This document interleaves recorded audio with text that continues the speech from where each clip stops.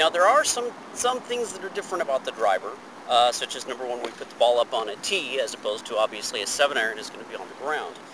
The club is longer and it has less loft on it. But our attitudes towards actually making the swing shouldn't really change from pitching wedge, sand wedge to driver. Our swing method doesn't change. The way that we approach the ball isn't really changing, but the way that we maybe address it and the way that we where we place the ball in our stance and how far away from the ball that we are, all of those things do change. So let me just point out a couple of things that I think are really important to get sorted out first. You need to make sure that the shaft flex that you have in your driver matches the rest of your set. You don't want to be swinging a different type of club because you're going to get a different response from the shaft.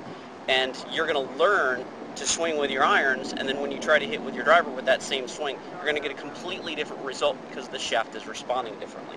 So it's very important that you get your club fit to make sure that that shaft flex is matched up with the rest of your set. The other thing that I see frequently when it comes to equipment that's wrong about the drivers that I see in people's hands is the amount of loft that's actually on the face.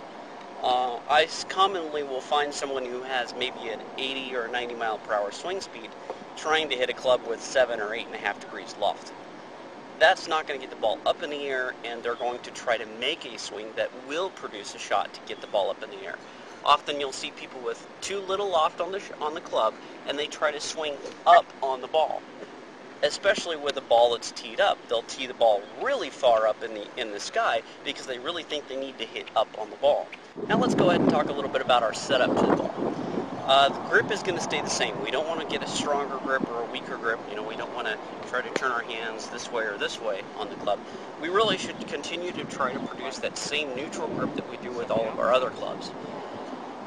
The next thing that you're going to want to look at is the width of your stance. Now, a wider stance doesn't necessarily mean that you need to get way out here like this, and you don't want to, I don't know about this whole keeping it shoulder width, because I don't know anybody that knows exactly how wide their shoulders are. So shoulder width doesn't really make much sense to me. I use this analogy all the time. How much weight would I be picking up?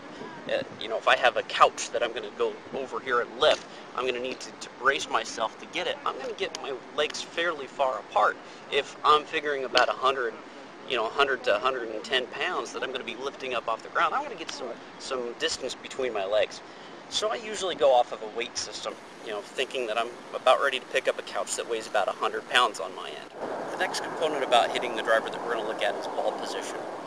And for me, I'd say that you really need to make sure that you understand where the low point in your golf swing is.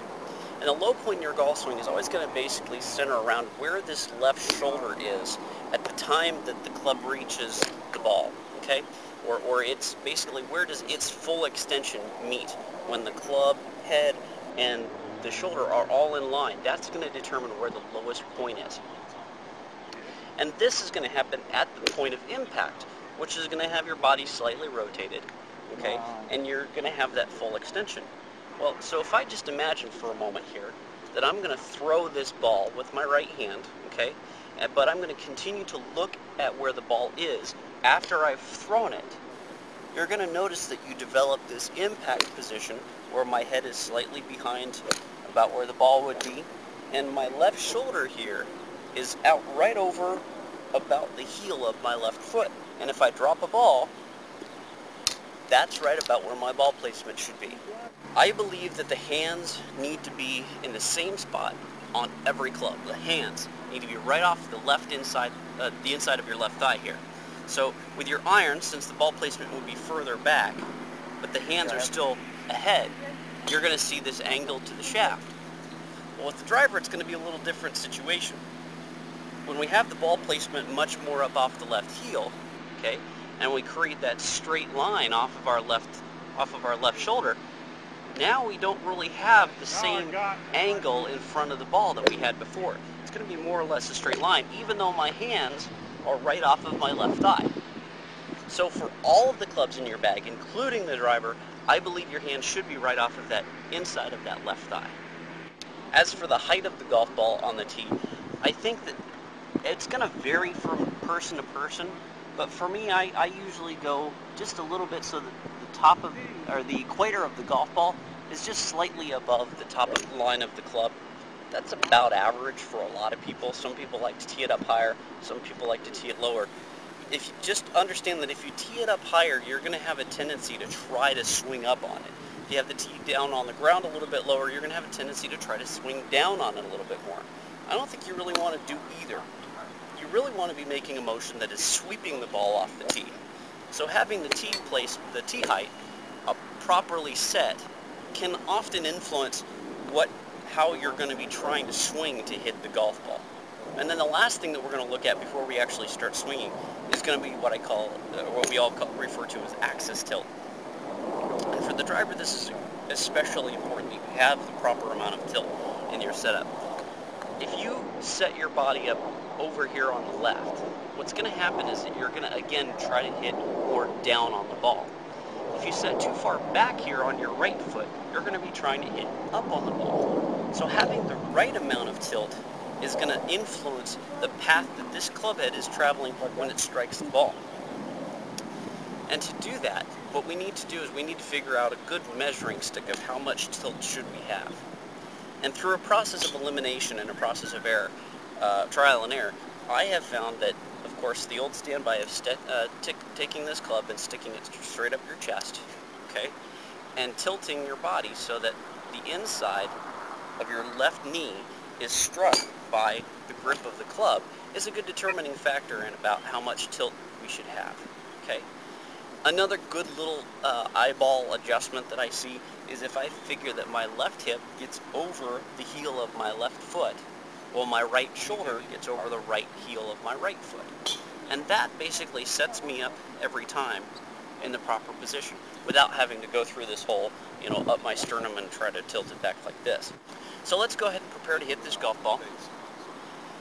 And I find one of the tips that I remember Jack Nicklaus in Golf My Way, of course, he always mentioned how much he prefers to have the club hovering off the ground.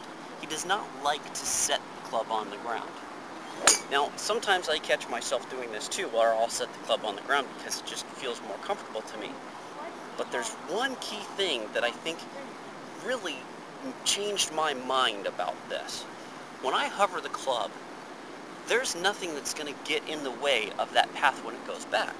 But if I am putting the club on the ground, if there's a little pebble or a tee that I can't see that's back there, it's going to disrupt the way that I take the club back. And right from the get-go, my whole rhythm is thrown off. So I strongly believe now, and I teach this to people who get to this point, you really should hover the club off the ground so that you're just hovering it directly behind the ball, about square to where the ball, to where you want the center of contact to be on the club face, right behind the ball. And again, that's just because we don't want to drag it and hit something on the way back, which would disrupt our rhythm. I think that the last thing that we really need to remember before we strike this golf ball, and as we start to take it away, is to keep the same attitude, as I said, of hitting your 7-iron, hitting your 6-iron. Any other club in your bag, you're still going to want to put the same swing on this club, on this ball. It's just that it's in a different position, and that we've addressed it slightly differently. But we're still going to make that same swing that we would on the 7-iron. There's not going to be more effort to hit it harder. Okay, this may be a distance club, but it's designed to hit it a certain distance already. We need to trust that distance. We don't need to try to force it to go further, because the more force that you try to apply to it, of course, the worse the shot can tend to be. So I'm going to set up to this golf ball. Ball placement slightly off my left foot. Good deal amount of axis tilt. Cover the club. Swing like a 7-iron.